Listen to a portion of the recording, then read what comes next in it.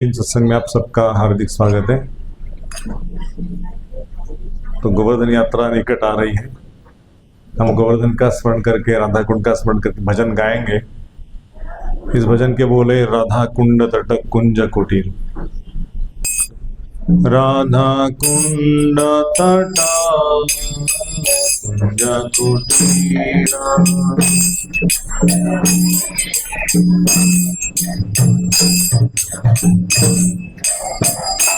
राधा कुंड तट कुंज कुटीर,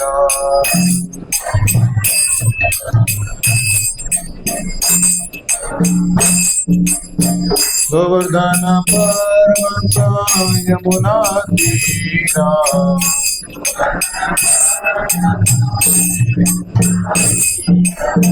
गोवर्धन पर्वत यमुना तीरा,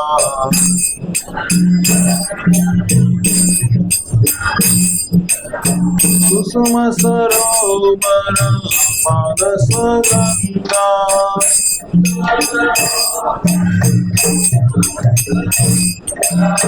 कालिंदी नंदिनी कुलतरंगा,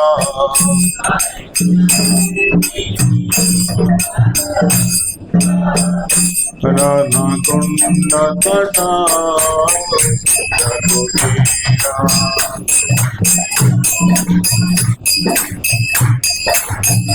राधा कुंड तट कुटीरा,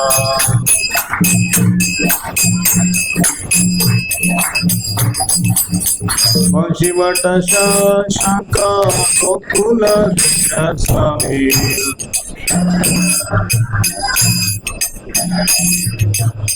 वंशीवट शाखा गोकुल समीर,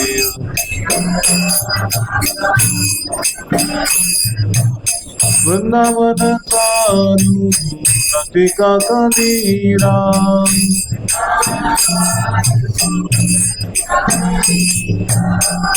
राधा कुंड तट कुटीरा,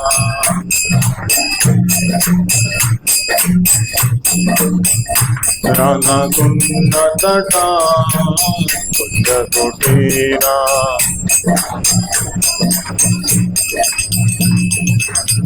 खगमृग तूला मलय बतासा,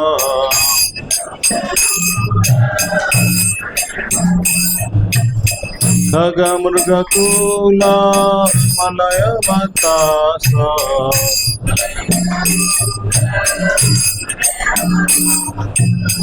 मयूर भ्रमर मुरली विलासा,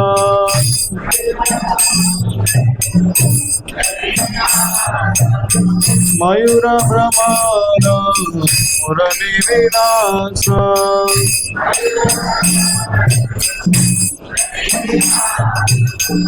राधा कुंड तट कुटीरा,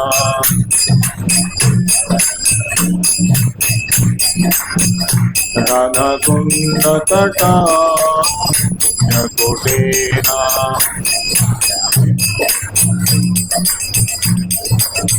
वेणुशृंग पाद चिन्ह मेघमाला,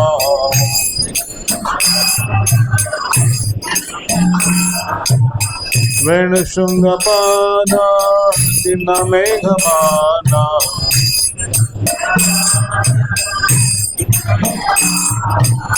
वसंत शशांक शंख करताना,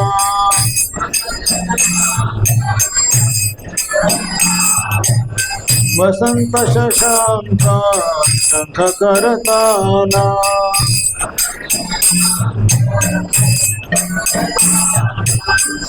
राधा कुंड तट कुटीरा,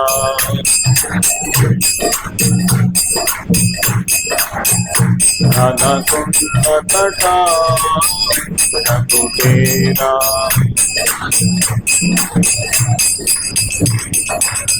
युगल विलासे अनुकूल जाने,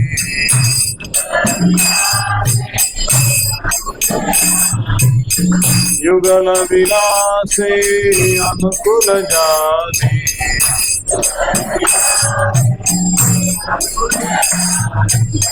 लीला विलासा दीपक मारी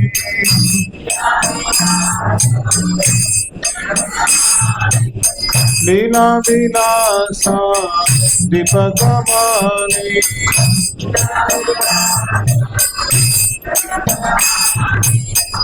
राधा कुंड तटा जकुटेरा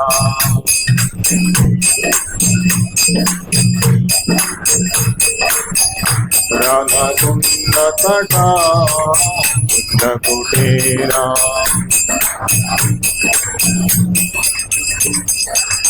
ये सब छोड़ता कहीं नहीं जा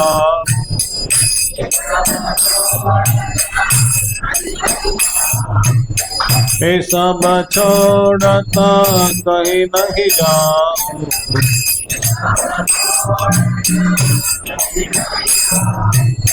ये सब छोड़ता परण राम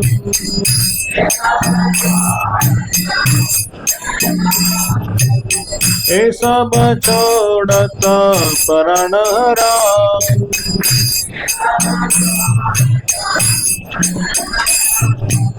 ये सब छोड़ता परण हरा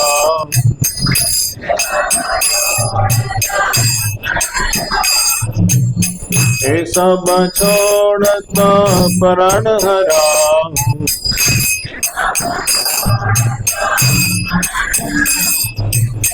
ये सब छोड़ता कहीं नहीं जाऊं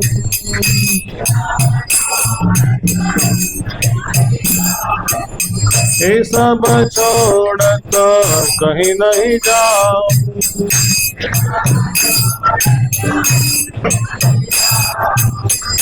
राधा कुंड तटा जकुटेरा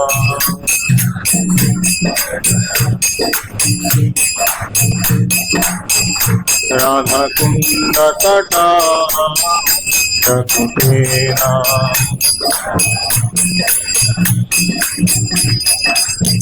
भक्ति विनोदा कहे सुनता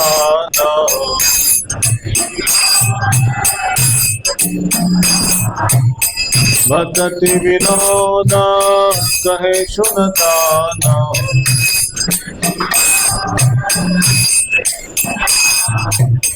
तुया दीपक अमर प्राणा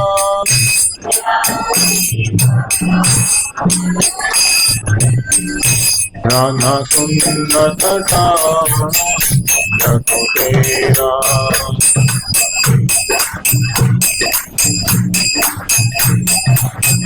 राधा कुंड तटा जकुटेरा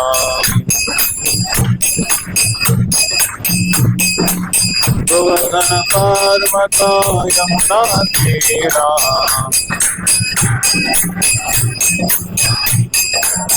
गोवर्धन पर्वत यमुना तीरा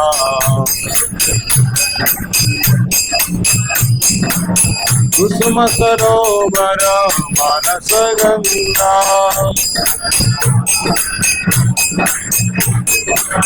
कुसुम सरोवर मानस गंगा कालिंदी नंदिनी पुरतरंगा कालिंदी नंदिनी पुरतरंगा राधा कुंड तटा जकुटेरा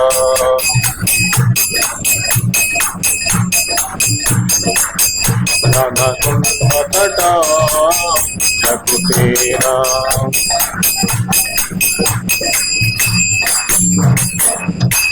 श्रील भक्तिविनोद ठाकुर प्रभुपाद की जय। ओम नमो भगवते वासुदेवाय।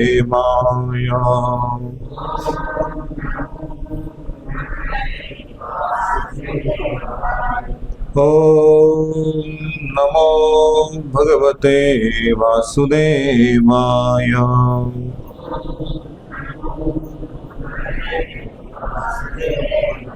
ॐ नमो भगवते वासुदेवाय।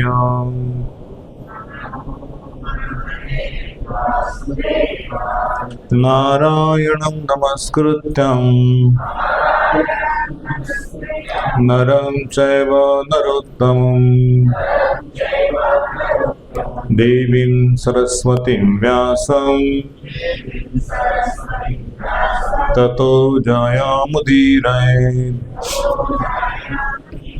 नष्टप्रायेषु भद्रेषु नित्यं भागवत सेवया भगवती उत्तमा श्लोके भक्तिर्भवती नैष्ठकी।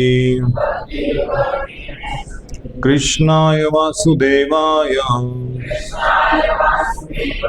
देवकी नंदनाय च नंदगोपकुमाराय गोविंदाय नमो नमः।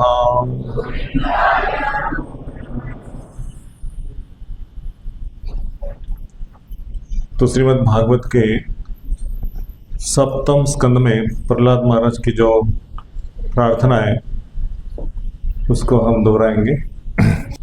श्री प्रहलाद उवाच ब्रह्माद सुरगणा मुनयोऽथ सिद्धा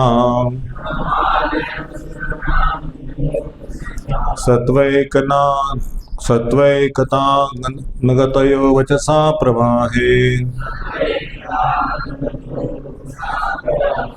सत्वैकतानगतये वचसां प्रवाहे। न आराधितुं पुरुगुणै अधुनापि पिप्रो किं तुष्टुम् अर्हति समे हरिर्दुगाग्रजाते।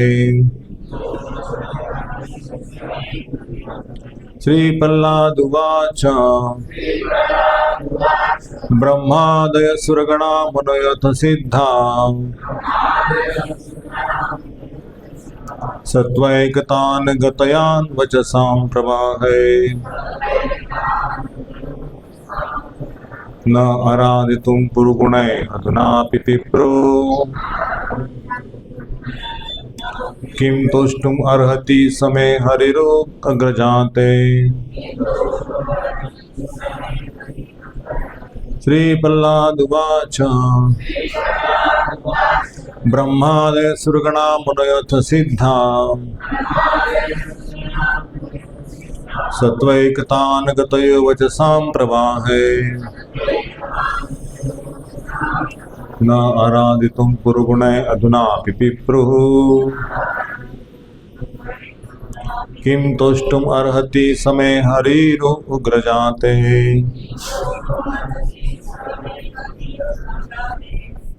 कोई म्हणू शकतो तुमच्यापैकी? कोई बोल सकता है? बोलिए, इस श्लोक को दोहराइए। ब्रह्म मनोयथ सिद्धा सत्वैकतान् गतयो वचसां प्रवाहे। न आराधितुं पुरुगुणै अधुनापि पिप्रो किं तुष्टुमर्हति समे हरिरोग्रजाते। माताजी। श्री प्रहलाद उवाच ब्रह्मादय सुरगणा मुनयोऽथ सिद्धाः सत्वैकतान् गतयो वचसां प्रवाहे। न आराधितुं पुरुगुणै अधुनापि पिप्रो किं तुष्टुम् अर्हति समे हरिरोग्रजाते। छान, वेरी गुड।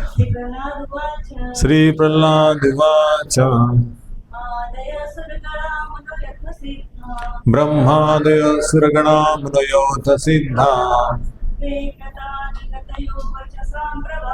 सत्त्वैकतानगतयो वचसां प्रवाहे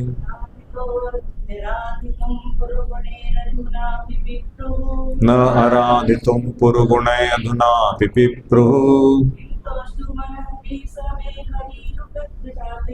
किं तुष्टुम् अर्हति समे हरिरुग्रजाते। तो शब्दार्थ देखेंगे। श्री प्रहलाद उवाच, प्रहलाद महाराज ने प्रार्थना की। अब मेरे पीछे दोहरे, मैं जो बोलता हूं उसको। ब्रह्मादय, ब्रह्मा जी तथा अन्यों ने, सुरगणा उच्च लोक के निवासी, मुनया परम साधु व्यक्ति, अथ भी यथा चार कुमारों इत्यादि, सिद्धा जिन्होंने सिद्धि या पूर्ण ज्ञान प्राप्त कर लिया है, सत्व आध्यात्मिक स्थिति के लिए, एकतानगतया जिन्होंने बिना विचरण के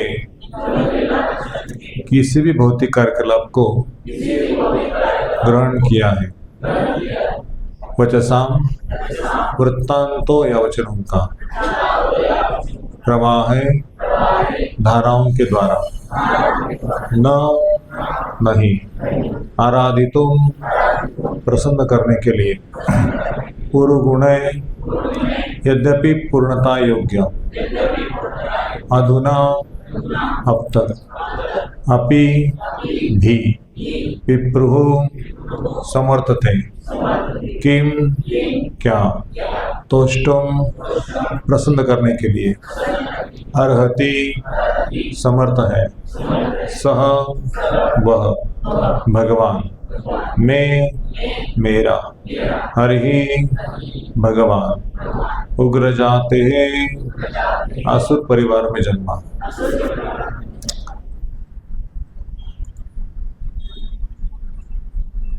प्रहलाद महाराज ने प्रार्थना की, आसुर परिवार में जन्मने के कारण यह कैसे संभव हो सकता है कि मैं भगवान को प्रसन्न करने के लिए उपयुक्त प्रार्थना कर सकूं।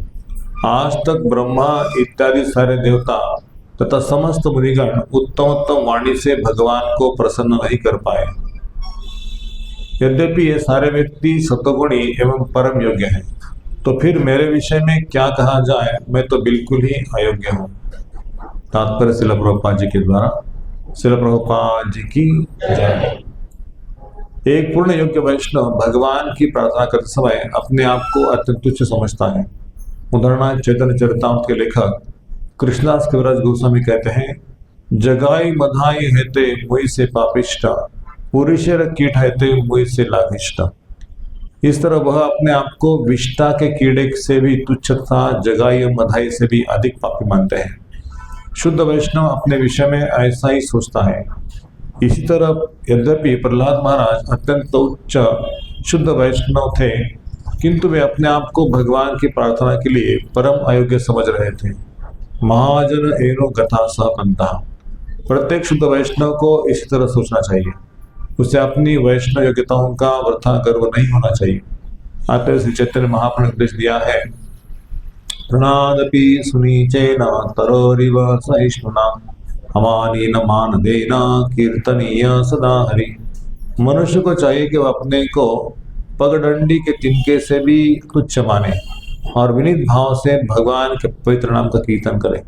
उसे वृक्ष से भी अधिक सहिष्णु होना चाहिए। उसे मिथ्या प्रतिष्ठा भाव से रहित होना चाहिए और सदैव अन्यों का आदर करने के लिए तैयार रहना चाहिए। ऐसी मनोदशा में ही वह भगवान के पवित्र नाम का निरंतर कीर्तन कर सकता है। विनीत हुए बिना आध्यात्मिक जीवन में प्रगति कर पाना अत्यंत कठिन है। ओम अज्ञानतिमिरान्धस्य ज्ञानाञ्जनशलाकया चक्षुरुन्मिलितं येन तस्मै श्रीगुरवे नमः।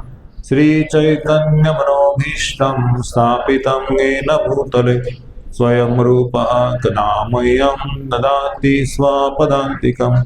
वन्देऽहं श्रीगुरोः श्रीयुतापदकमलं श्रीगुरुन् वैष्णवांश्च श्रीरूपं सागरजातं सहगण रघुनाथान्वितं तं सजीवं साद्वैतं सावधूतं परिजनसहितं कृष्ण चैतन्यदेवं श्रीराधा कृष्णपदान् सहगण ललिता श्रीविशाखान्वितं च नमः ॐ विष्णुपदाय कृष्णप्रेष्ठाय भूतले श्रीमते भक्तिवेदांत स्वामी इति नामिने नमस्ते सारस्वती देवे गौरवाणी प्रचारिणे निर्विशेष शून्यवादी पाश्चात्यदेशतारिणे वंचाकल्पतरुभ्यश्च कृपा सिन्धुभ्येव च पतितानां पावनेभ्यो वैष्णवेभ्यो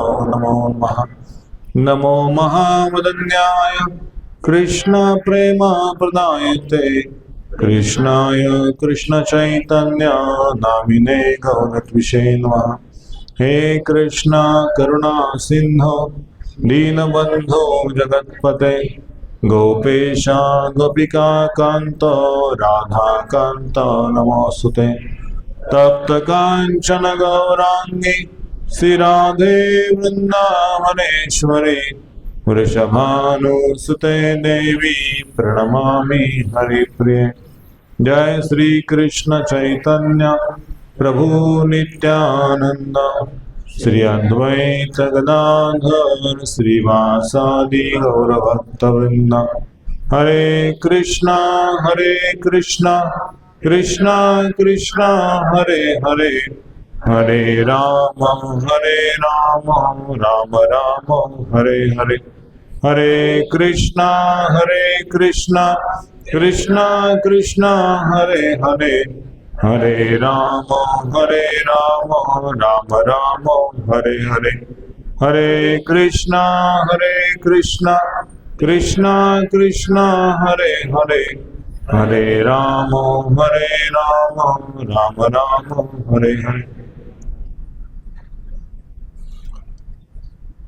हरे कृष्णा। तो बहुत ही महत्वपूर्ण प्रसंग है। प्रहलाद महाराज हमारे पूर्व वैष्णव आचार्य हैं। 12 महाजनों में से एक कहा गया है। प्रहलाद और जनों को भीष्म बलि व्यासकी वयम्।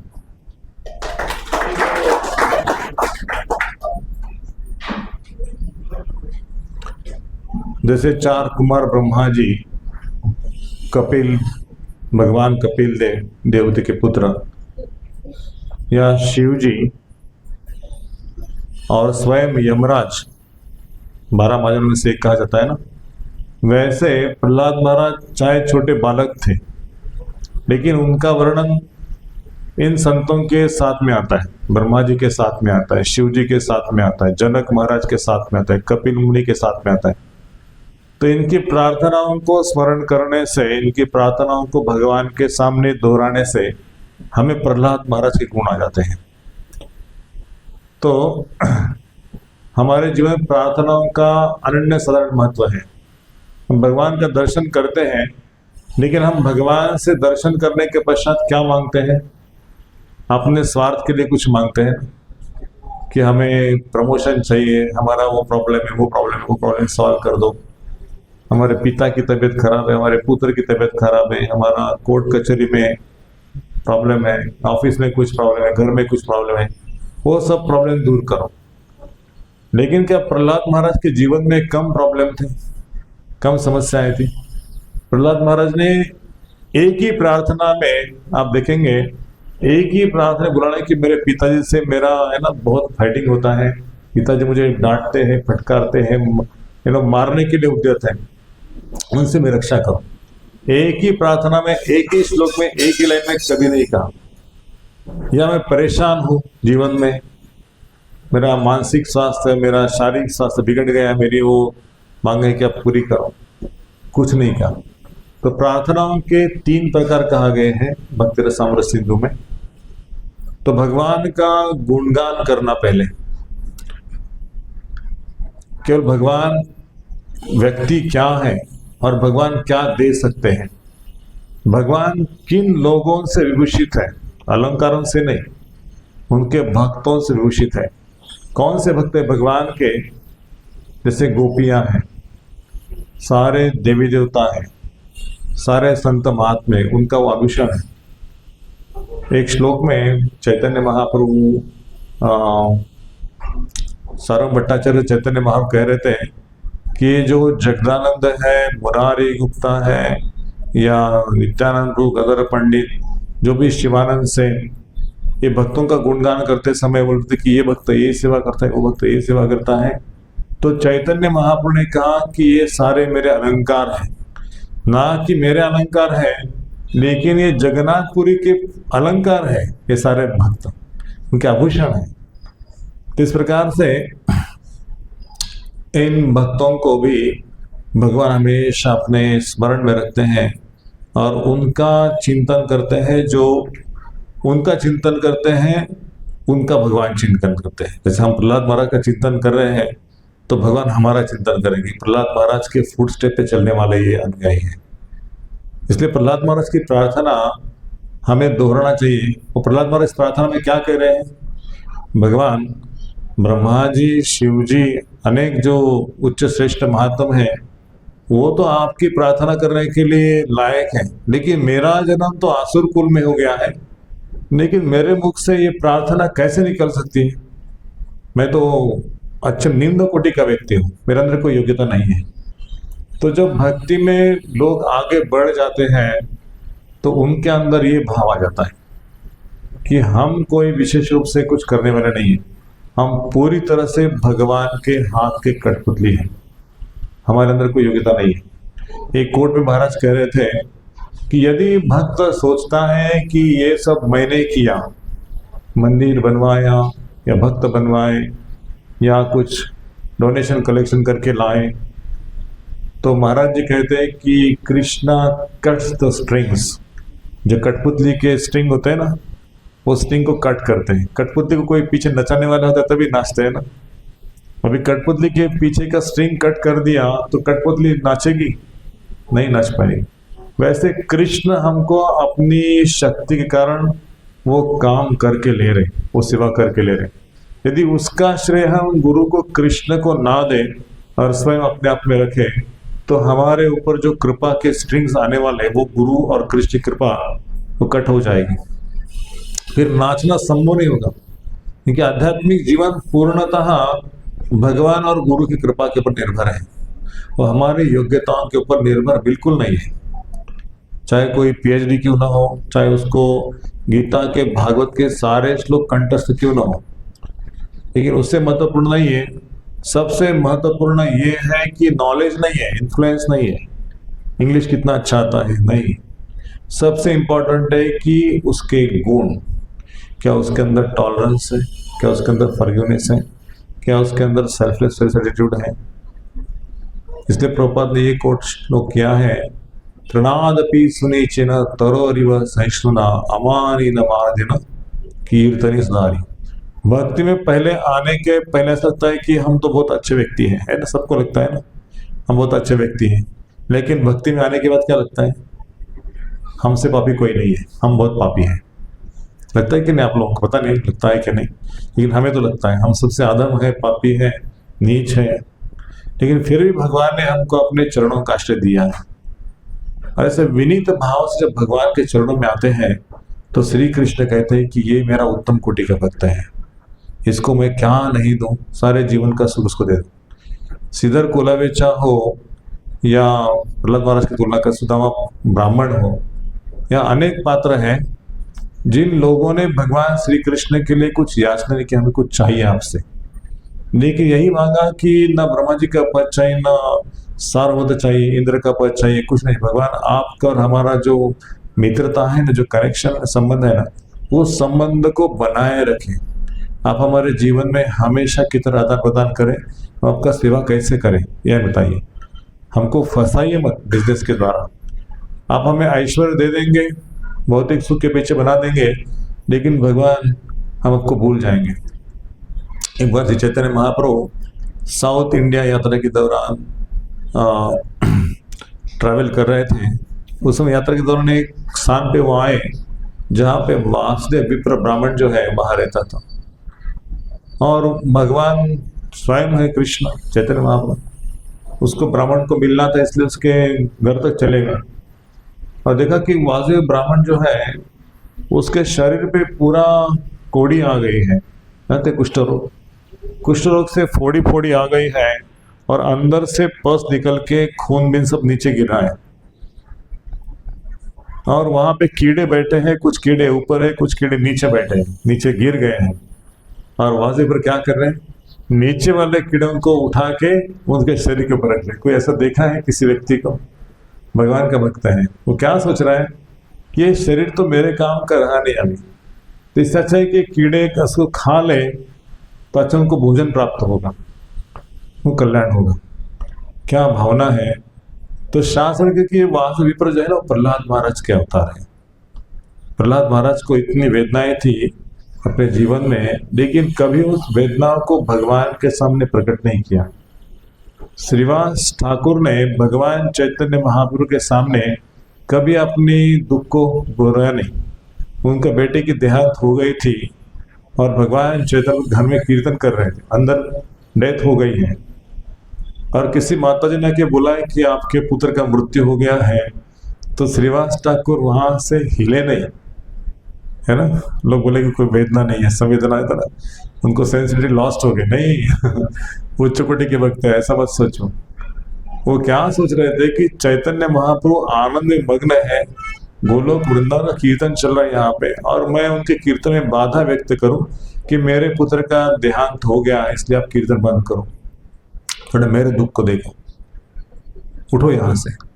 मैं कैसे कह सकता हूँ भगवान, मैं भगवान का दास हूं ना, तो भगवान को मैं कैसे ऑर्डर दे सकता हूँ, यही वैष्णवता है। और इसलिए जब दूसरे माता जी फिर से एक बार आ गए तो सीधा चैतन्य महाप्रभु कान में बोल दिया कि श्रीवास ठाकुर का बेटे का देहांत हो गया। चैतन्य ने कीर्तन स्टॉप कर दिया, तुरंत अंदर चले गए। बाकी के सूर्य अलग है, लेकिन भक्त का लक्षण है कि अपनी दुख को, अपनी वेदनाओं को भगवान के सामने उसको पेश नहीं करना। हमारे गुरु महाराज जब बेलगांव में गए थे तो गोविंद प्रभु की माँ महाराज को मिलना चाहती थी, और बड़ी दुख में थे कि मेरे बेटे को ब्रह्मचारी बना दिया, इतना यंग बच्चा है, 18 साल का, 19 साल का, और उसको अपने ब्रह्मचारी बना देकर अपने आश्रम में रख दिया। तो उसके मन में वेदना थी, तो महाराज को बोलने वाली थी कि महाराज मेरे बेटे को छोड़ दो, बाकी जो लेना है हमसे ले लो। तो महाराज को पता था कि ये मुझे ऐसे बोलने वाली है, और महाराज को किसी स्त्री का रोना है ना वो सहन नहीं होता। जब she is crying then Maharaj get some kind of pain, उनको दुख होता है कि कोई दुख कर रहा है, उसके सामने रो रहा है, तो वो सह नहीं पाते उसको। तो महाराज ने गौरंग प्रसाद प्रभु को बोला कि प्लीज टेल टू गोविंद प्रभु's mother she should not cry in front of me, if she wanted to meet me she should not cry. तो महाराज का मैसेज गौरंग प्रसाद प्रभु ने बोल दिया कि महाराज बोल रहे कि आप रोना नहीं भगवान के सामने, गुरु के सामने रोना नहीं, बाकी जो उनसे बात करना है, मैं आपका इंग्लिश ट्रांसलेटर हूँ, आप मराठी में बोलिए, मैं महाराज को इंग्लिश में ट्रांसलेट करता हूँ। तो गोविंद प्रभु की माँ ने रोया नहीं, लेकिन बोल दिया ऐसे बोलते बोलते कि महाराज कि मेरे सन को आप छोड़ दो, वो यंग बच्चा है, उसके लिए पिताजी ने कुछ करके रखा है, वो बिजनेस करेगा, कुछ तो करेगा, उसको छोड़ दो। तो महाराज ने बोला कि गोविंद प्रभु जैसा जन्म प्राप्त करना, इतना मतलब गुणवान बच्चा, सब कलाओं से भूषित है, तो मुझे गर्व है कि आप उनके माता पिता हो। और ऐसे बच्चे को यदि भक्ति मिल गई है, भगवान का आश्रय मिल गया, तो उससे बड़ी कोई खुशी नहीं है। आप चाहते हैं तो उसको आपके गोदी में रखो। मैंने उसको बुलाया नहीं आश्रम में रहने के लिए, लेकिन पता नहीं श्रील प्रभुपाद जी के आंदोलन में भगवान ने ऐसे हीरों को चुना है और उनको अपने चरणों में आश्रय दिया है। यदि आपको लगता है कि भगवान के चरण छोड़ के आपके घर में सेवा करें, तो आपको लेके जाइए। माँ चुप हो गई, बोले कि यदि भगवान ने उसको चुना है तो भगवान की इच्छा है। अपना रोना रोना सब कुछ भूल गई और गुरु महाराज की प्रशंसा करने लगी कि आपके चरणों में से सेवा में रखो उसको, मुझे कोई चिंता नहीं है, आपके सानिध्य में है। तो मैंने पहली बार इस चीज को देखा कि भारत के लोग कितने तपस्वी हैं। और महाराज ने तपस्या को स्वीकार किया। अमेरिका के व्यक्ति थे। कभी कभी वो जो रेड बस है ना, अपना लाल डब्बा बोलते हैं उसको, लाल डब्बा से मुंबई से लेके वो बेलगांव तक जाते थे उसमें बैठ के। किसके लिए? हमारे लिए। उन यातनाओं को सहन करना, उन भीड़ को सहन करना हमारे लिए, कि प्रभुपाद के मूवमेंट को मुझे चारों दिशाओं में फैलाना है। और यदि ये लोग भक्त बन जाएंगे तो मेरा भारत में आना और प्रभुपाद से जुड़ना कुछ कामयाब हो जाएगा। तो इसलिए हम सोचते कि ये जो वर्तमान आचार्य श्री प्रभुपाद जी हो या गुरु महाराज हो, प्रहलाद महाराज के चरणों पे चल रहे हैं इतनी संकटों को सामना करके। तो इसलिए हमने महाराज के जीवन को प्रत्यक्ष देखा है कि चाहे इतना बड़ा यश प्राप्त हो गया है, आध्यात्मिक गुरु संसार के, और सारे सेंटर्स को संभाल रहे हैं। अभी विद्वान व्यक्ति को संभालना बहुत मुश्किल होता है, खास करके जो पीएचडी या ऐसे बड़ी बड़ी डिग्री लेके आए हैं ना, उनको संभालना भक्ति में बहुत मुश्किल काम है ना प्रभु जी। क्योंकि वो विनीत भाव आना उनमें बहुत कठिन है। जिसका बहुत पैसा है ना, बहुत डिग्रियां हैं, उनको नम्रता से सेवा करना, कुछ आर्गुमेंट नहीं करना गुरु के सामने बहुत मुश्किल है उनको। तो ऐसे व्यक्तियों को महाराज ने तैयार किया। कृष्णचंद्र प्रभु जो मफतलाल ग्रुप के मालिक थे इंडस्ट्रीज के, जब वो मंदिर में कथा के बाद प्रसाद के लिए लाइन में खड़े रहे तो किसी ने बोला, मैनेजमेंट के व्यक्ति ने, कि प्रभु जी आप क्यों खड़े लाइन में, आप सीधा जाके काउंटर के पास प्रसाद ले सकते हैं, या तो आप वीआईपी का कमरे में प्रसाद ले सकते हैं।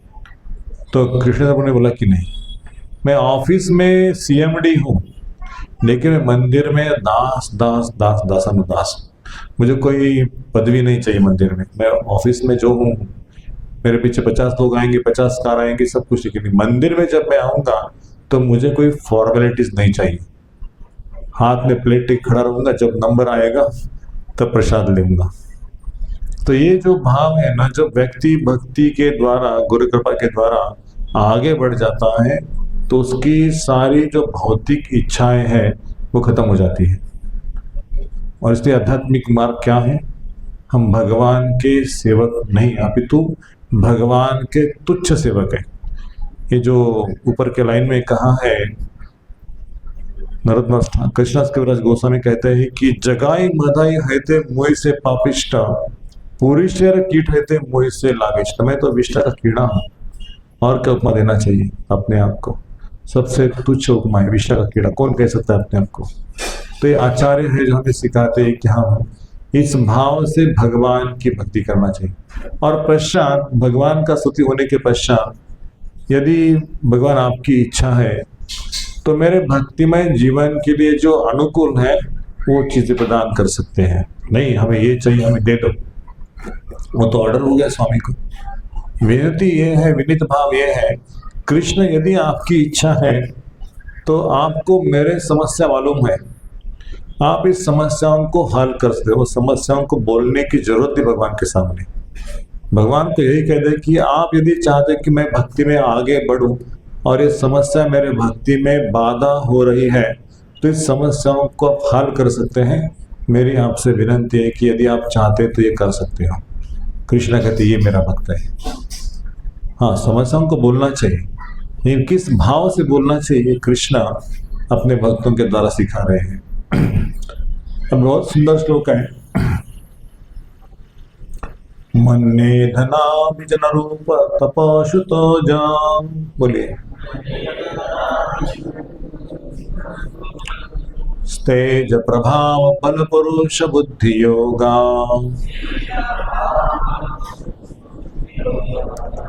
ना आराधनाय हि भवन्ति परस्य पुंसो, भक्त्या तुतोष भगवान गजयूथ पायो। क्या वर्णन किया इस श्लोक में? प्रहलाद महाराज कहते हैं, भले ही मनुष्य के पास संपत्ति, राजसी परिवार, सौंदर्य, तपस्या, शिक्षा, दक्षता, कांति, प्रभाव, शारीरिक शक्ति, उत्तम बुद्धि तथा योग शक्ति क्यों न हो, किंतु मेरी समझ में इन सारी योग्यताओं से भी कोई व्यक्ति भगवान को प्रसन्न नहीं कर सकता, किंतु भक्ति से वह ऐसे कर सकता है। तो गजेंद्र ने ऐसे ही किया और इस तरह भगवान उससे प्रसन्न हो गए। तो क्या मनुष्य अंदर इतने सारे गुण हो सकते हैं? अच्छे कुल में जन्म लिया है, पैसा बहुत है, सुंदरता बहुत है, बुद्धि अच्छी है, तपस्या करने वाला है, शिक्षा भी प्राप्त कर ली है। कितने लोग हैं? बहुत से लोग हैं इस गुणों से भूषित। शारीरिक शक्ति है और योग शक्ति है, लेकिन भगवान की भक्ति नहीं प्राप्त हो गई। तो कभी भी इन योग्यताओं को हासिल करने के पीछे नहीं लगना चाहिए, है ना। भौतिक है सब, एकांति, प्रभाव, शिक्षा, तपस्या, ये सब भौतिक हो सकता है, लेकिन यदि इनका उपयोग भक्ति में किया जाए तो भगवान खुश हो जाएंगे। हाँ, तो गजेंद्र के पास क्या था? गजेंद्र तो एक हाथी था। उसने एक फूल उठा लिया अपने सूंड से और भगवान को अर्पण करा था प्रार्थनाओं के पश्चात। भगवान अपने वैकुंठ धाम में लक्ष्मी के साथ विराजमान है। जब गजेंद्र की प्रार्थना सुनी तो भगवान तुरंत गजेंद्र का उद्धार करने के लिए वो स्थान पर आ गए और गजेंद्र को पहले उद्धार नहीं किया। किसका उद्धार किया? वो मगरमच्छ का। उसको मार दिया और पश्चात गजेंद्र को तो उसकी शक्ति कम हो गई मगरमच्छ की, तो गजेंद्र बाहर आएगा तो समुद्र से, नदी से, जो भी है।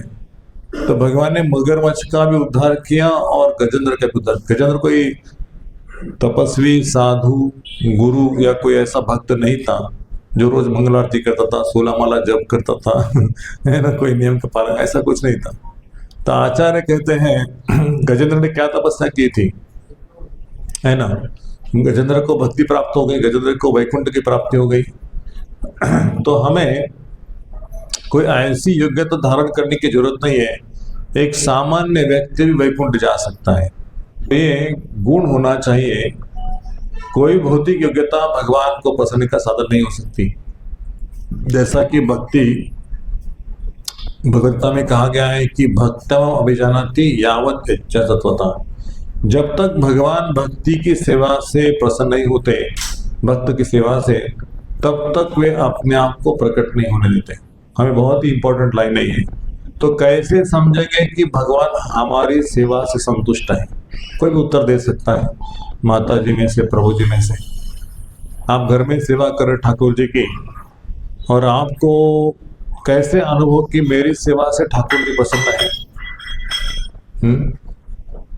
यस, जनरल उत्तर दे दो, ऐसा नहीं कि हाँ यस प्रभु जी।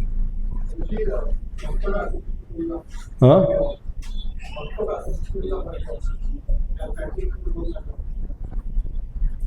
भक्तों का एसोसिएशन नहीं, भगवान संतुष्ट है, ये कैसे आपको फीडबैक मिलेगा? यस, चैंटिंग के द्वारा। दूसरा, हाँ नहीं, भोग लगा दिया, ऑफरिंग हो गया, लेकिन आपको कैसे पता है भगवान ने भोग स्वीकार किया? हाँ,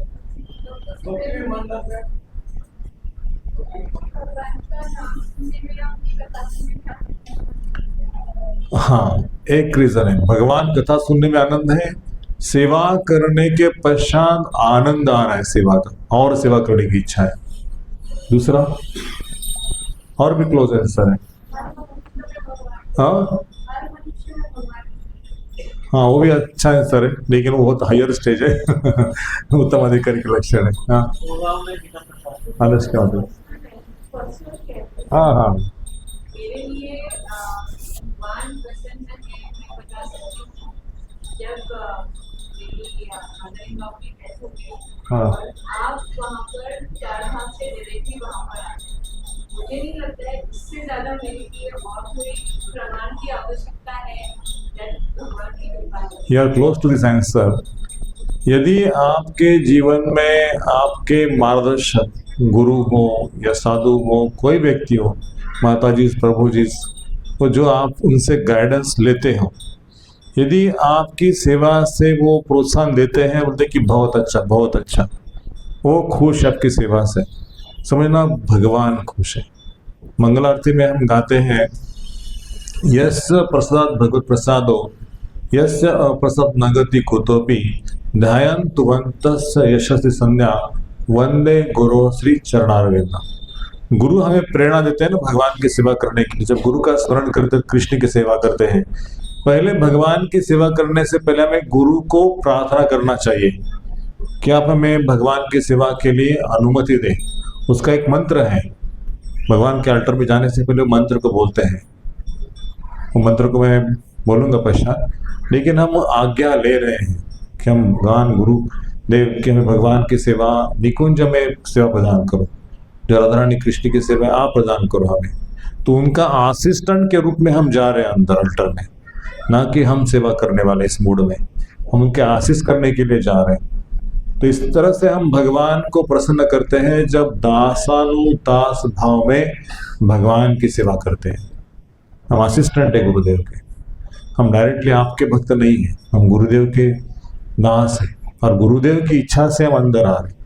गुरुदेव की इच्छा से आप भोग को स्वीकार करें तो कृष्ण को स्वीकार करते हैं।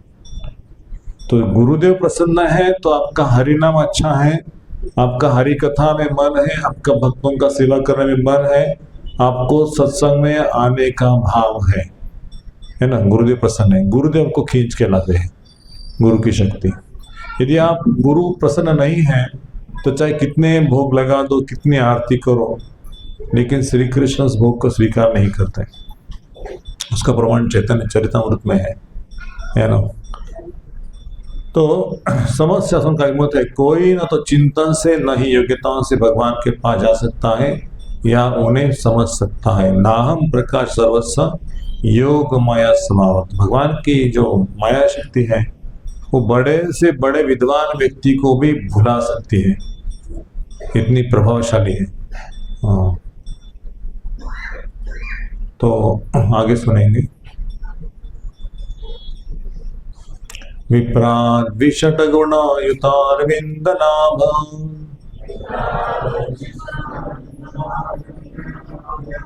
पादारविंदा मुखात् स्वपचा वरिष्ठम् मन्ये तदार्पित मनोवचने हितार्थ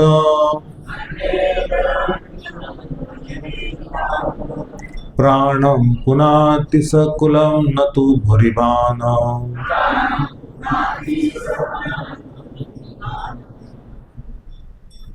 यदि किसी ब्राह्मण में 12 योग्यताएं सत संजात ग्रंथ में उल्लेखित, क्या 12 योग्यता है? धर्म पालन, सत्य भाषण, तपस्या, 12 इंद्रिय निग्रह, ईर्ष्या से रहित होना, बुद्धिमान होना, सहिष्णु होना, शत्रु न बनाना, यज्ञ करना, दान देना, स्थिर रहना, वेदा अध्ययन में पारंगत होना, तब व्रत पालना और भगवान के चरण कमलों से विमुख है। दूसरा लाइन क्या है? यदि किसी ब्राह्मण में 12 योग्यताएं हो किंतु यदि वह भक्त नहीं है और भगवान के चरण कमलों से विमुख है तो वह उस चांडाल भक्त से भी आदम होता है जिसने अपना सर्वस्व मन वचन कर्म संपत्ति तथा जीवन भगवान को अर्पित कर दिया है।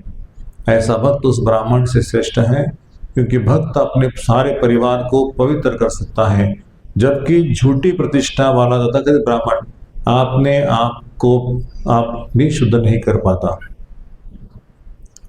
तो हरि भक्ति सुधे का श्लोक प्रभुपाद ने कोट किया है, भगवत भक्ति विहीन स जाति शास्त्र जप तप प्राण से देह से मंडल लोकरंजनम। एक भक्त तथा कर्मकांडी ब्राह्मण का अंतर बताने वाला कथन 12 महाजनों में से प्रहलाद महाराज का है। मानव समाज 4 वर्ण तथा 4 आश्रमों में बटा है, किंतु प्रधान सिद्धांत तो उच्च कोटि का शुद्ध भक्त बनना है। यदि कोई ब्राह्मण क्षत्रिय वैश्य जैसे उच्च कुल में उत्पन्न होता है किंतु यदि वह भगत नहीं है उसके ब्राह्मण क्षत्रिय वैश्य के सारे गुण रहते हैं। निसंदेह वे शव के अलंकरण जैसे माने जाते हैं। इस श्लोक में प्रहलाद महाराज विप्रों तथा विद्वान ब्राह्मणों की बात करते हैं।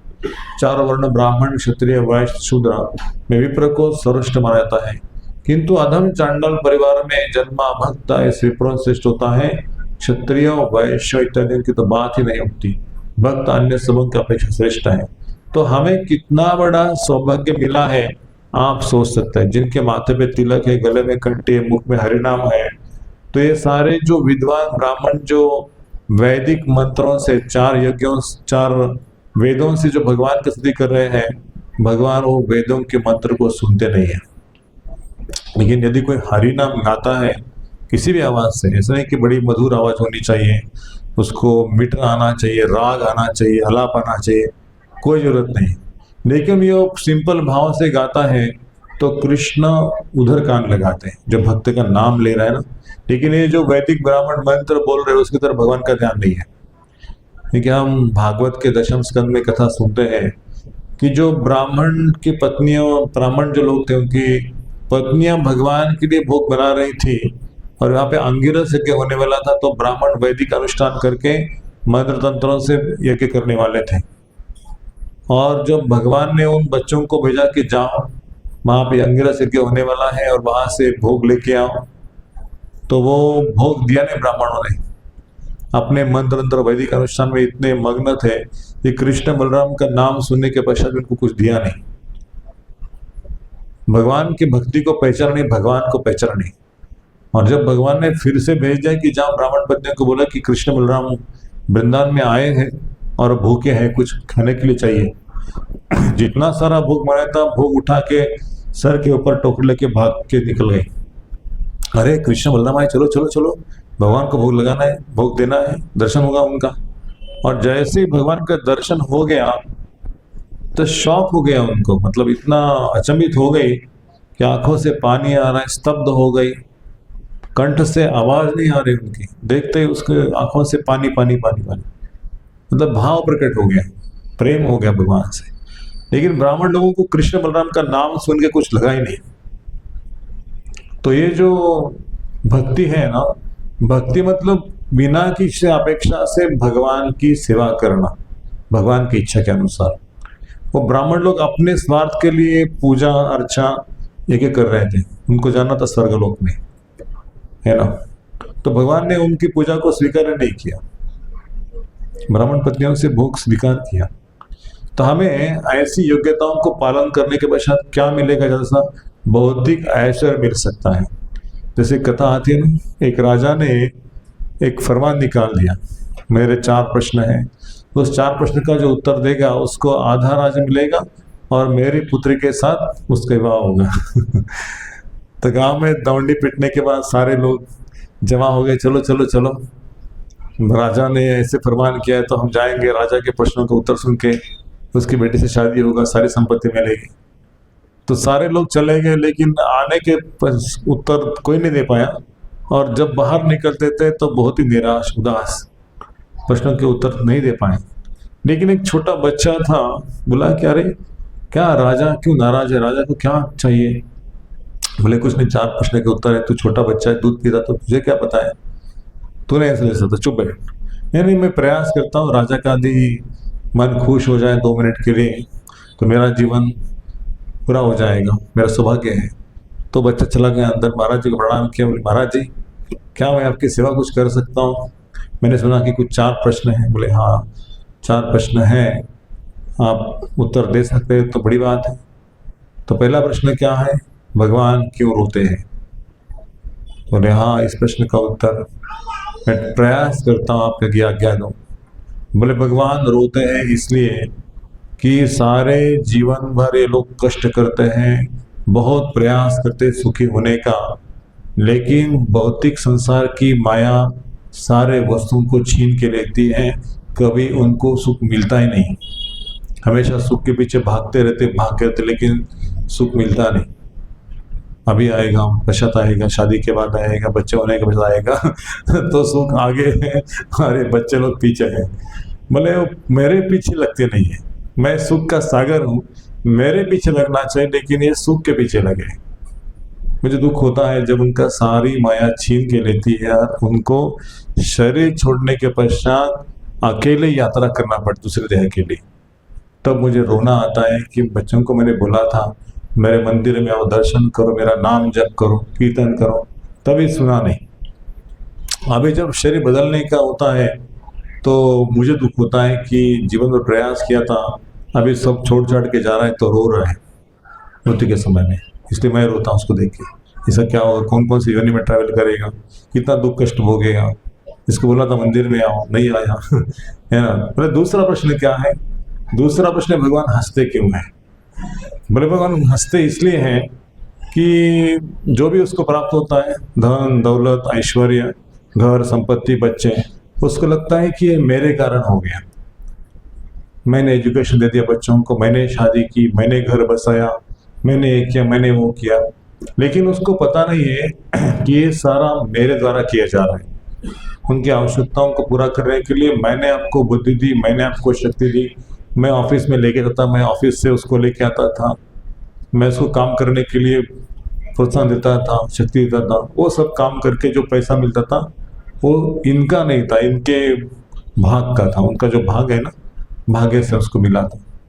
लेकिन प्रकृति के जो गुण है, सत्वगुण रजोगुण तमोगुण, इन गुणों के कारण, अहंकार कारण वो सोचता है कि मैंने सब कुछ किया। प्रकृति क्रियावाणी गुणे कर्माणि सर्वशः, अहंकार गुणात्मा कर्ता नहीं बनते। अहंकार करने सोचते मैंने ही किया, भगवान क्या है इसमें। यदि मैं ऑफिस में ना जाऊं तो पैसा थोड़ी आने वाला है, इसलिए मैं ऑफिस जाता हूँ इसलिए पैसा मिलता है। लेकिन इसको पता नहीं है कि ऑफिस जाने के लिए जो क्रिया शक्ति चाहिए, ज्ञान शक्ति चाहिए, वो भगवान दे रहे हैं। यदि भगवान ने आपका मीटर चालू नहीं किया, बुद्धि का मीटर होता है ना, वही चालू नहीं किया तो आप क्या ऑफिस पहुंचेंगे, है ना। तो इसलिए भगवान को श्रेय देना चाहिए। हमारे गुरु महाराज कहते कि जो भी अच्छा हो रहा है सब भगवान के कृपा से, और जो भी अच्छा नहीं हो गया वो मेरे कारण, मेरे अल्प बुद्धि के कारण। तो ये भक्ति का लक्षण है। तो तीसरा प्रश्न क्या है, तो संसार में इतना सारा विषमता है। जिनके पास बहुत धन दौलत है वो सुखी है, और जिनके पास कुछ नहीं है वो बहुत दुखी है। इसका रीजन क्या है, विषमता क्या है संसार में। बोले विषमता नहीं है संसार में, संसार में ग्रीड है, उसको बोलते लोभ है। विषमता तो मैंने पैदा नहीं की थी, लेकिन लोगों के अंदर इतना स्वार्थ भरा है, इतना ग्रीड भरा है कि दूसरे का धन, दूसरे की संपत्ति, सब कुछ उनको ही चाहिए। और जिन्होंने इस प्रकार से प्राप्त किया है वो भी सुखी नहीं है। और इसलिए आपको लगता है कि धनवान व्यक्ति सुखी है और गरीब व्यक्ति दुखी है। वास्तव में गरीब नहीं है, वो भी सुखी है, लेकिन उसके पास कृष्ण का धन नहीं है, इसलिए वो दुखी है। जो पैसा कमाए उसके पास भी कृष्ण धन नहीं है, और जो गरीब है उसके पास भी कृष्ण धन नहीं है। यदि दोनों के पास कृष्ण धन होता है तो कोई व्यक्ति पैसे के पीछे नहीं लगेगा, जीवन का उद्देश्य नहीं जाना उन्होंने। जैसे संसार विषमता इसलिए है कि उन्होंने जीवन का उद्देश्य को प्राप्त नहीं किया। जीवन का उद्देश्य क्या है वो समझे नहीं। बोले महाराज, मेरा आखिरी प्रश्न है कि भगवान करते क्या है, इस विषमता को दूर करने के लिए भगवान क्या करते हैं। बोले इसका आंसर महाराज मैं दूंगा, लेकिन आप ना इस आसन से उतर के नीचे मेरे साथ में बैठिए, सामने बैठिए। महाराज जी को नीचे बुलाया और वहां भी बिठा दिया, और सीधा वो बच्चा ऊपर आ गया महाराज के आसन के ऊपर। बोले भगवान यही करते हैं, राजा को रंक बना देते हैं, रंक को राजा बना देते हैं, गरीब को अमीर बना देते हैं और अमीर को गरीब बना देते हैं। भगवान की ये माया है। मैं आपसे बहुत प्रसन्न हूँ, आपने सारे प्रश्नों का सही उत्तर दिया है, तो आपको मैं क्या दे सकता हूँ। तो बोले मेरे राज्य में, मेरे घर में मेरा पुत्र समझ के आप ये संपत्ति का उत्तराधिकारी बनिए, और कुछ नहीं। आप किसी जाने की जरूरत नहीं, आप मेरे घर में रहिए। तले आचार्य कहते हैं ये राजा कौन है, ये राजा कृष्ण है। यदि कृष्ण के हम भक्त बन जाएंगे तो सारी संपत्ति जो कृष्ण की है वो कृष्ण के पुत्रों की बन जाएंगे। जैसे सुदामा का उदाहरण, सुदामा भगवान के लिए क्या लेके आए थे, थोड़ा चुरमुरा लेके आए थे, और चुरमुरा भगवान को दे दिया, और लक्ष्मण लेके आ रहे हैं, उनको क्यों दे रहे हैं, उसके घर की दासी मुझे बनना पड़ेगा। लेकिन कृष्ण सुदामा का ऐसा फ्रेंडशिप था, उसमें कोई स्वार्थ नहीं था। वो पत्नी ने कहा था इसलिए लेके गए थे, लेकिन उसको दबा के रखा था।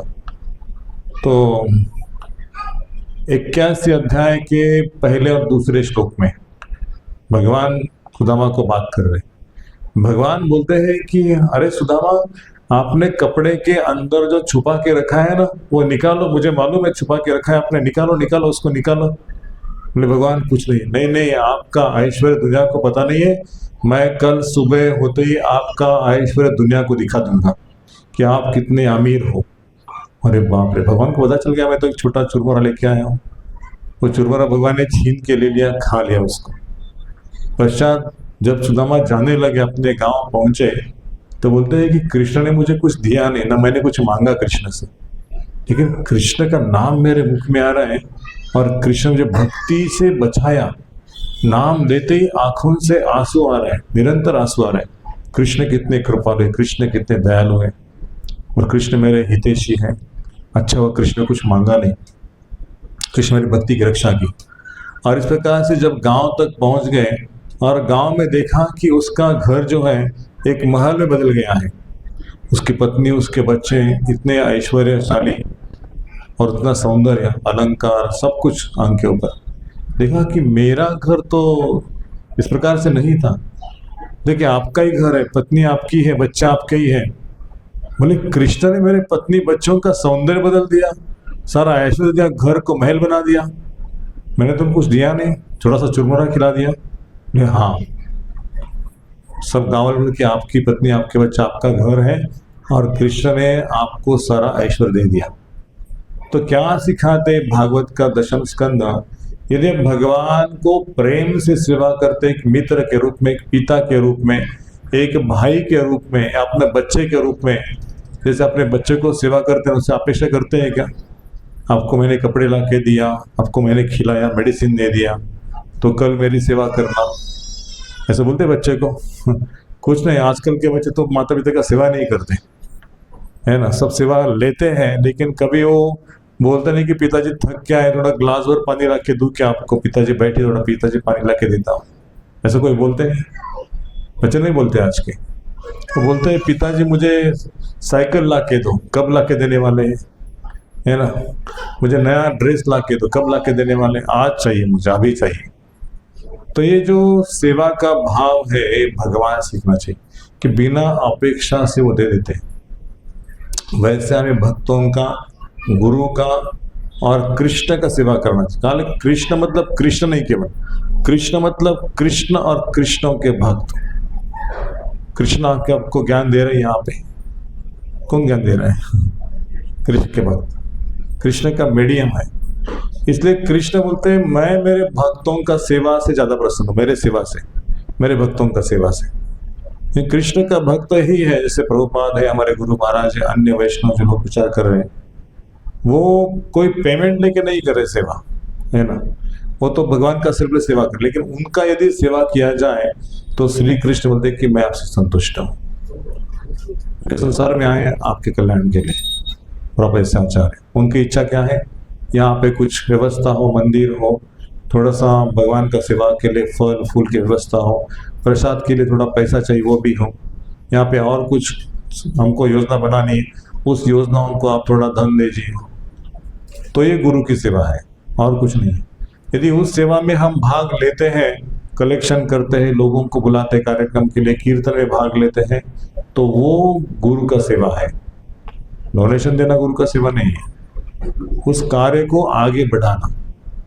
यदि कार्य आगे बढ़ता रहेगा तो गुरु परंपरा खुश होगी और सारे व्यक्तियों को उसका श्रेय मिलेगा, सारे लोग भगवत चले जाएंगे। तो इस प्रकार से प्रहलाद महाराज उन चांडाल को भी श्रेष्ठ कर रहे हैं जो भागवत में वर्णन है, किराट हुन अंध्र पुलिंद पुलकेशा आभीर शुंभ यवन खसादय ए अन्य च यद पाद श्रेय श्रेया शुद्धन तस्मै प्रभु विष्णवे नमः। यदि शूद्र से भी नीच व्यक्ति है, कौन? किराट, हून, अंध्र, पुलिंद पुलकेश, जो भिल्ल समाज के है, आदिवासी है ना, जिनको कपड़ा डालने का मालूम नहीं है, ब्रश करने का पता नहीं है, टॉयलेट जाने के बाद हाथ धोना या अच्छे कपड़े पहनना, दिन में स्नान करना चाहिए, सुबह जल्दी उठना चाहिए, ये कभी स्नान किया नहीं किया कुछ फर्क नहीं पड़ता उनको। कोई भी चीज खा लेते हैं, मक्खी खाला, कुछ भी चीज खा लेते हैं, है ना, चूहा को भी खा लेंगे वो। ऐसे लोग हैं, उसको बोलते किराट हुण अंध्र पुलिंद पुलकेश। तो इससे लोगों को भी यदि भक्ति मिल जाए और हरि का नाम लेते हैं तो ब्राह्मण से भी श्रेष्ठ है। लेकिन यदि ब्राह्मण भगवान का नाम नहीं लेता है, भक्ति नहीं करता, लेकिन पूजा कर्मकांड, आरती, मंदिर में जाना, नारियल फोड़ना, हल्दी कुमकुम डालना, नमस्कार करके आना और प्रसाद मांगना भगवान को, थोड़ा हमारा बिजनेस बढ़ा दो। तिरुपति बालाजी में कितने लोग जाते हैं, किस लिए जाते हैं तिरुपति बालाजी में? उनका बिजनेस बढ़ाने के लिए।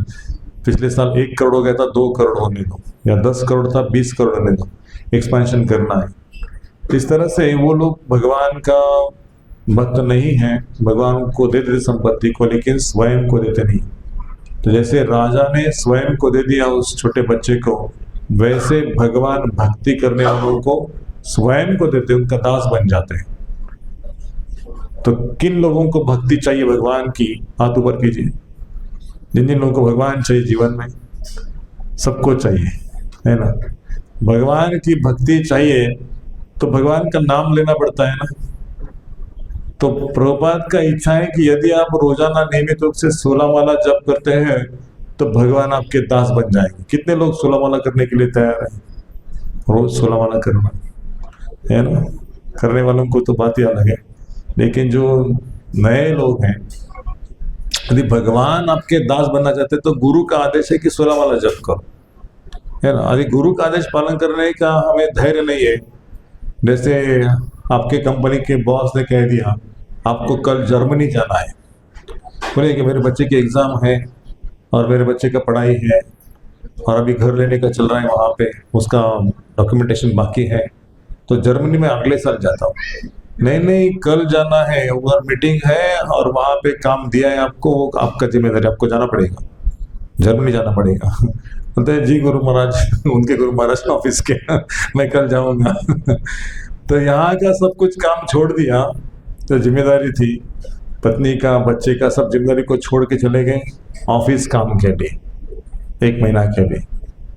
यहाँ का भी संसार चल रहा है ना, बच्चे पत्नी का रोजाना सब कुछ चल रहा है ना, कुछ कम पड़ गया उनके जीवन में, आप चले गए तो सब कुछ हो रहा है। यदि आप 16 माला अच्छी तरह से करेंगे तो आपके पत्नी, आपके बच्चे, आपके संसार को भगवान चलाएंगे, आपको और कुछ करने की जरूरत नहीं। जैसे श्रीवास ठाकुर जब माला करते थे तो काम धंधा नहीं करते थे, तो श्रीवास ठाकुर को बोला है कि आप तो काम धंधा कुछ करते नहीं है, आपका जीवनी कैसे चलता है, आपके बच्चे पत्नी की व्यवस्था कैसे होती है? बोलते हैं मैं हरि नाम करता हूँ ना दिन भर, और मैं 1 2 3 ताली बजाता हूँ, तो मेरी सारी आवश्यकताओं को पूरी होती है। यदि 3 ताली बजने के पश्चात कुछ नहीं मिलता मुझे, तो मैं गंगा में छलांग मार के खुदकुशी कर दूंगा। इतना भरोसा है मेरे भगवान के ऊपर। बोले भगवान सब आवश्यकताओं को पूरी करते हैं। वो 84 लाख योनियों को रोज खिला रहे हैं, तो क्या मुझे नहीं खिलाएंगे, मेरे बच्चों को नहीं खिलाएंगे? इतना विश्वास होना चाहिए। भगवान सारे योनियों को रोज का खिला रहे हैं ना, सबका अन्न मिल रहा है, हाथी को मिल रहा है, ऊंट को मिल रहा है, चूहे को मिल रहा है, चींटी को मिल रहा है, हाथी को, सबको मिल रहा है, बाघ सिंह। तो भगवान भक्तों को क्यों नहीं देंगे? पहले भक्तों को देंगे, संसार लोगों को बाद में, लेकिन भक्तों को पहले। प्रभुपाद का एक बार प्रश्न पूछा था कि आपके इतने सारे मंदिर हैं, इसका खर्चा कितना है और कौन देता है पैसे? तो प्रभुपाद ने बोला कि ठाकुर जो बैठे ना अंदर बांसुरी लेके, वो देते हैं पैसा सब मंदिर का। कितना खर्चा है? 30 लाख अमेरिकन डॉलर्स। 108 मंदिर का खर्चा 1 महीने का 30 लाख अमेरिकन डॉलर्स। बोले इतना पैसा हम भगवान देते हैं? नहीं, मेरा कहने का मतलब है कि कौन से डोनर्स है आपके पास इतना पैसा देने के लिए? बोले डोनर बिनर कुछ नहीं, अंदर बैठे ठाकुर जी वो देते हैं। I mean to say there are some people who can contribute donation. Prabhupada बोले डोनेशन बिनेशन आपके दिमाग में, लेकिन हमारे ठाकुर जी रस चला दें, तो समझ नहीं पाया। तो प्रभुपाद जी का एक शिष्य बोला कि प्रभुपाद जी वो बोल रहे हैं कि हमारे समुदाय में कुछ लोग पैसे देते हैं ना, तो वो डोनर्स का कौन डोनर्स है ऐसे? बोले उसकी बुद्धि भ्रष्ट है, आपकी बुद्धि भ्रष्ट हो रही है। मैं कहता हूँ कि वो ठाकुर जी दे रहे हैं, आप दोनों समझ नहीं पाएंगे। चुप हो जाओ। इतना भरोसा होना चाहिए कि कृष्ण दे रहे हैं। किसी भक्त ने मुझे सुबह डिस्कशन में कहा कि ये जो पैसे लोग हैं, यदि वो भगवान के समय पैसा लगाएंगे तो कितना अच्छा होगा। बहुत पैसा लोगों के पास में, लेकिन वो भगवान के समय पैसा क्यों नहीं देते? देना चाहिए। तो मैंने कहा कि ठाकुर जी पैसे वाले लोगों के पीछे नहीं है। जिनके पास बहुत सारा पैसा पड़ा है ना, 50 कोटि, 100 कोटि, 10 कोटि, 15 कोटि, उनसे भगवान पैसा नहीं लेते। उनके पास योग्यता नहीं भगवान को देने के लिए। पैसा है लेकिन योग्यता नहीं है। भगवान उन व्यक्तियों के पास से पैसा लेते हैं जिनको 100 रुपए, 50 रुपए या 1000 रुपए या 10,000 रुपए देने की योग्यता है। क्या योग्यता है? ये भगवान का धन है, मेरा धन नहीं है। चाहे वो 50 रुपए दे दिए तो भगवान खुश होते हैं। भगवान उनके पास से 10,000, 10 लाख रुपया लिया तो भी खुश नहीं होते। वो आते हैं कुछ मांगने के लिए भगवान से, और देने का उनको अहम रहता है कि मैंने ना इस्कॉन को पिछले साल 1 किलो चावल दिया था, जन्माष्टमी के दिन 1 किलो चावल दिया था आपके मंदिर में। आके बोल देते सीधा, बोले भगवान आपको साल का 100 किलो चावल खिला रहे हैं। खिला रहे ना, 100 किलो चावल साल में खाते होंगे लोग, लेकिन 1 किलो भगवान को दे दिया उसमें से, तो आपने क्या बड़ा काम किया। एक डॉक्टर हमारे पास आए थे, बोले पिछले साल आपके भक्त हमारे घर में आए थे तो हमने उनको 1 किलो चावल दे दिया। बोले कितने कमाते हो? तो लाख रुपए तो उनका सैलरी होगा महीने का, तो उसमें से 1 किलो चावल का दाम क्या है? 50 रुपया। तो कौन सा बड़ा काम किया 1 किलो चावल दाम? तो हमें सोचना चाहिए कि भगवान हमको इतना सारा धन दे रहे हैं और हम भगवान को क्या दे रहे हैं? कुछ भी नहीं। एक भक्ति भावना ऐसी है कि मैं कुछ नहीं दे रहा, भगवान आपका ही सब कुछ है। मैं वास्तव में, जैसे प्रभुपाद जी कहा करते थे कि जब दान दो ना, तो आपका महीने का खर्च चलाने के लिए आपको थोड़ा सा क्या होना चाहिए? पिंच होना चाहिए। चिमटा बैठना चाहिए, दुख होना चाहिए। कैसे चलेगा? 10,000 बजट था माता जी के घर चलाने का, और अभी उन्होंने दान देने के बाद उनके पास 7,000 रुपये बचाए, और 7,000 में घर चलाना है, 3,000 शॉर्ट है। तो भगवान देखते कि मेरा संसार को चलाने के लिए, मेरे भक्ति को चलाने के लिए उन्होंने अपना सारा जो कटौती कर लिया, सारा कटौती कर लिया, जो लाना था वो नहीं लाए इस महीने। तो भगवान की आंखों से आंसू आता है जब उनका दर्शन करते हो ना इस भाव में, तो भगवान उस भक्त को देख के रोते हैं। ऐसा भाव होना चाहिए भक्ति का, कि हमें ऐसा होता है कि हमारे पास 20,000 रुपए है, हमारा खर्चा महीने का 15,000 है, और हमने भगवान को 500 रुपये दे दिया, तो हमको लगता है कि भगवान को हमने डोनेशन दे दिया। लेकिन भगवान देखते कि 19,500 रुपये आपके पास है और आपने मुझे केवल 500 रुपये दिया, और फिर भी बोल रहे हैं आप कि मैंने आपको 500 रुपये डोनेशन दिया। तो 19,500 निकालो पहले। कृष्ण का मालूम है ना आपके पॉकेट में कितना है, बचा के कितना रखा है ना। इसलिए हमें प्रहलाद महाराज ऐसा गुण उत्पन्न होना चाहिए कि श्री कृष्ण आपका ही सब कुछ, लक्ष्मी आपकी है ना, लक्ष्मी आपकी पत्नी है, और आप इतना ऐश्वर्यशाली हो, आप भक्तों को कुछ भी दे सकते हो, सब कुछ ऐसे दे सकते हो, लेकिन मैं आपको क्या दे सकता हूँ? मैं आपको मेरा मन, मेरी वाणी, मेरा कर्म, या आपके सारे, मेरा घर, मेरे पत्नी, मेरे बच्चे सब आपकी सेवा में रहे। मेरा कुछ नहीं, ऐसी मेरी भावना रहे। ये भावना मैं दे सकता हूँ आपको। मेरा धन नहीं है, आपका धन है। रूप गोस्वामी एक किताब में लिखते हैं, एक भक्त को दान इस प्रकार से देना चाहिए कि शायद 50% भगवान को, 25% स्वयं के लिए, और 25% अपने इष्ट परिवार के लिए। जो हमारे मित्र, संबंधी, जो रिलेटिव्स हैं, उनके लिए 25% स्वयं के लिए, 50% भगवान के लिए। तो कोई संसार में ऐसा व्यक्ति है भगवान को 50% अपना शेयर दे दे, बिजनेस पार्टनर बना दे, तो उसका इनकम 10 लाख महीने का है, और भगवान को 5 लाख रुपया देगा? वो नहीं देगा। 2.5 लाख रुपए मेरे लिए, 2.5 लाख रुपए मेरे परिवार वालों के लिए, और 5 लाख भगवान को। नहीं छुटेगा, नहीं। संसार का ग्रीड, ये भावना वाजे विपर की, सीधर कोलावेचा की, या प्रहलाद महाराज की भावना, शुद्ध भक्त की भावना आने के लिए, वैकुंठ प्राप्त करने के लिए कम से कम प्रभुपाद बोलते हैं कि आप 5%, 2% पैसा भगवान को दे दो। प्रभुपाद ने कम कर दिया कंसेशन। आपके मंथली इनकम का 2% अगर भगवान को देते हैं तो श्री कृष्ण आपको प्राप्त हो जाए। कलयुग में संभव नहीं है 50% देना, लेकिन 2% ठीक है ना। 1000-2000 रुपये भगवान को दे दो। भगवान बोलेंगे ठीक है, इतना बात से ज्यादा नहीं होता। ये भक्ति है। माम च जो व्यभिचरण भक्ति योगेन सेवते स्वगुणान सम्मदित्यान ब्रह्म कल्पते। तो ऐसी व्यक्ति जो पूर्ण भक्ति पे लगा रहता है, पूर्ण भक्ति इसी को बोलते हैं। हम पूर्ण संसार में लगे हैं, पूर्ण भक्ति में लगे नहीं है। हम समय सोचते हैं हमारे बच्चे का, हमारे पत्नी का, हमारे घर का, हमारे प्रकृति का, हमें कौन सा फंक्शन अटेंड करना है, कब क्या करना है, हमारे बारे में सोचते। कृष्ण के बारे में कोई सोचता नहीं जगत में। और कृष्ण आपके बारे में सोचते हैं, हमेशा उल्टा है। आप भगवान के बारे में सोचते नहीं, लेकिन भगवान आपके बारे में सोचते हैं। कब है भक्त मेरे चरणों में आएगा, कब आसक्त हो जाए, कब मंगल आरती को उठेगा, कब जब तब सुबह इसका 16 माला कंप्लीट होगा, और कब बोलेगा भगवान मुझे और सेवा चाहिए, और सेवा चाहिए, और सेवा चाहिए। आप सेवा देते नहीं है, आप सेवा देते नहीं है। भगवान बोलते हैं कि अरे मैं इतनी सेवा देता हूँ, फिर बोलता है सेवा देते नहीं, सेवा देते नहीं। ये उल्टा हो गया। मेरे से भक्त मेरा चतुर हो गया। हमें ऐसा करना चाहिए, कृष्ण को अपने सेवा के द्वारा उनको पकड़ में लाना चाहिए। कृष्ण दे दो सेवा, हम सेवा के लिए, क्या सेवा है बोलो, हम सेवा करेंगे। तो कृष्ण की आंखों से तब आंसू आ जाएगी जब हम नींद को तोड़ेंगे, हमारी बुरी आदतों को तोड़ देंगे और कृष्ण के लिए सारा कर्म मन वाचा ये सब कुछ श्री कृष्ण को न्यौछावर करेंगे, कुछ नहीं।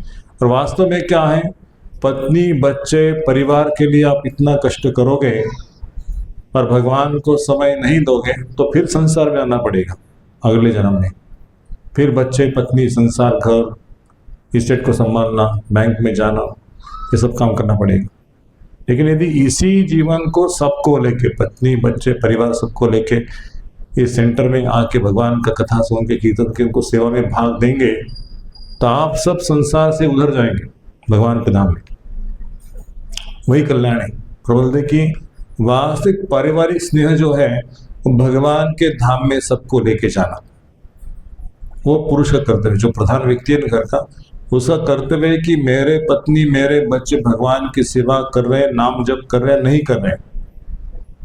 ऐसे शासन का कर्तव्य है कि प्रजा भगवान के मंदिर में जाती है, कथा कीर्तन भागवत कथा होती है नहीं होती।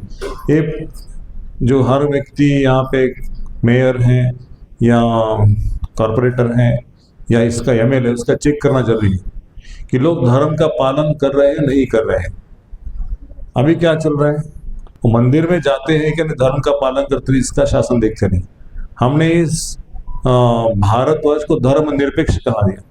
प्रबल धर्म निरपेक्षता इसका अर्थ ये नहीं कि लोग धर्म का पालन न करें, हम धर्म को मानते नहीं है। धर्म निरपेक्ष इसका अर्थ है कि किसी धर्म को कम नहीं समझना, सब लोग धर्म का पालन करना चाहिए। क्रिश्चियन लोग अपना धर्म का पालन करें, हिंदू लोग अपना धर्म का पालन करें, मुस्लिम लोग आपका धर्म का पालन करें। यदि वो पालन नहीं करते हैं अपने धर्म का तो उनको दंड देना चाहिए अपने धर्म के हिसाब से। ये शासन कर्तव्य है। प्रभुपाद ऐसे इंदिरा गांधी को लिखे थे। इंदिरा गांधी ने माना नहीं प्रभुपाद, बोले कि आपके लोग ही आपकी हत्या कर देंगे। प्रभुपाद ने उस समय बोला था और हो गई उसकी हत्या।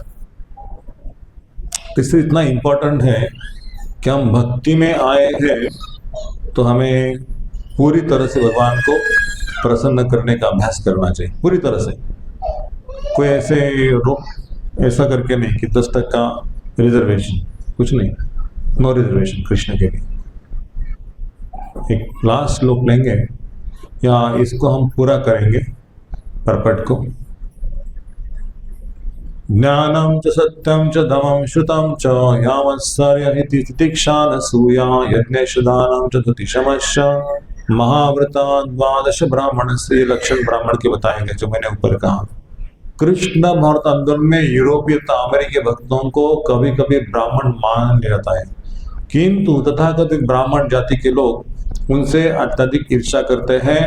ऐसी ईर्ष्या के उत्तर में प्रहलाद महाराज कहते हैं कि जो ब्राह्मण कुल में उत्पन्न होकर अपने प्रतिष्ठित पद का मिथ्या गर्व करता है वह स्वयं को भी शुद्ध नहीं कर पाता। परिवार की तो कोई बात ही नहीं होती। किंतु यदि निम्न कुल में उत्पन्न चांडाल भक्त हो और भगवान के चरण का उन्हें पूर्णतः समर्पित हो तो वह अपने पूरे परिवार को शुद्ध कर सकता है। हमें इसका वास्तविक अनुभव है कि किस तरह अमेरिकियों तथा यूरोपियों ने कृष्ण भावनान्वित होकर अपने समूचे परिवार को शुद्ध कर दिया है। यहाँ तक कि जब एक भक्त की माता मरने लगी तो उसने अंतिम श्वास छोड़ते समय कृष्ण के विषय में जिज्ञासा प्रकट की।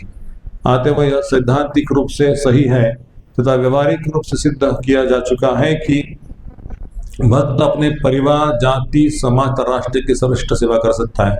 मूर्ख लोग भक्तों को पलायनवाद के दंड का पालन करने का दोष ठहराते हैं, लेकिन वास्तविकता तो यह है कि भक्त ही अपने परिवार को उठाने वाला सही व्यक्ति होता है। भक्त हर वस्तु को भगवान की सेवा में लगा देता है, अतः वह से बड़ा चढ़ा उन्नत व्यक्ति है। तो प्रभुपाद ने बहुत अच्छे तात्पर्य में पॉइंट दिया है कि किस स्कूल में उत्पन्न हुआ उसका कुछ मायने नहीं है, लेकिन यदि वो भगवान के सेवा में लगा है तो अपने कुल का उद्धार कर सकता है। पिछले जो पिताजी के पिताजी, पिताजी के पिताजी, उसको मुक्ति दिला सकता है और स्वयं का उद्धार कर सर अपने आश्रित जो बच्चे उनका भी कल्याण कर सकता है। लेकिन यदि व्यक्ति केवल पूजा अर्चा करने वाला हो, नारियल फूल चढ़ाने वाला हो, बदले में कुछ नाम जप नहीं करता है, तो ऐसा व्यक्ति खुद का भी उद्धार नहीं कर सकता, क्योंकि भगवान के प्रति प्रेम ही उत्पन्न नहीं हुआ ना। ये तो बिजनेस हो गया। भगवान के प्रति प्रेम उत्पन्न होने का मतलब है कि भगवान के नाम में श्रद्धा, भगवान के नाम में रुचि। कृष्ण का नाम बहुत स्वीट है, बहुत सुंदर है, बहुत मधुर है। कृष्ण का नाम लेते ही ऐसा तो कि दुनिया की चीज चाहिए नहीं, उतना आकर्षण है कृष्ण के नाम में। मराठी में एक सुंदर भजन है, केशवा माधवा तुझा नामात रे गोडवा, तुझा नामात रे गोडवा। त्याच्या पुढचं मी म्हणत नाही, तुम्ही सगळेजण ऐकत आहे पण हे महत्वाचं है, हमें नाम में श्रद्धा होनी चाहिए। भगवान के भक्तों के संग का लाभ यह है कि आपको हरि नाम मिल रहा है, कीर्तन सुनने को मिलता है, हरि नाम जप करने को मिलता है। एक कार्यक्रम दिया है प्रभुपाद ने, जो सुबह का प्रातःकालीन कार्यक्रम है वो आपको दिया है, सुबह सुबह नाम जप करो, नींद को तोड़ दो, और इसलिए भगवान खुश होते हैं उसके ऊपर जिसने नींद को तोड़ दिया।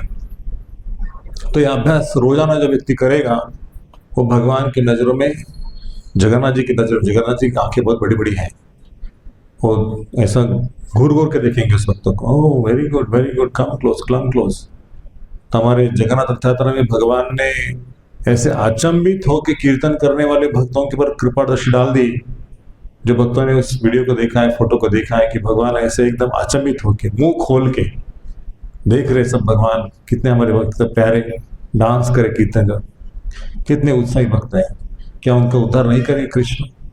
जो जगन्नाथ रथ यात्रा में शामिल है, जो जन्माष्टमी में शामिल है, सेवा कर रहे हैं, नाम जप कर रहे, फास्टिंग कर रहे कृष्ण के लिए, तो वो कृष्ण उस भक्त को भगवत धाम लेके ही जाएंगे।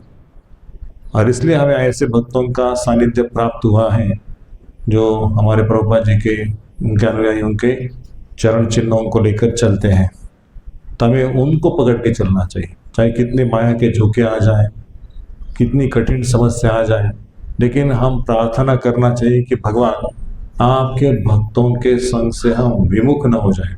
इसके अगले श्लोक में प्रहलाद महाराज वही कहते हैं, उसकी चर्चा हम अगले श्लोक में करेंगे। तो यहाँ पे हम विराम देते हैं, और किसी को यदि कोई प्रश्न है, एक आधा प्रश्न ले सकते हैं।